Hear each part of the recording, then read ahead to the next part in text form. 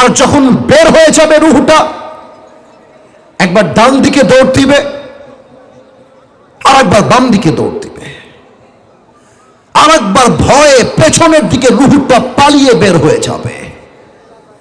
মালাকুল মউত যখন দেখবে বেনামাজির রুহটা ডান বামে পালাচ্ছে বারবার করে, মালাকুল মউত তার বাম হাতটা পেছনের দিকে নেবে এমনে, আর পেছন থেকে নিয়ে বেনামাজির রুহের দিকে একটা থাবা দিবে।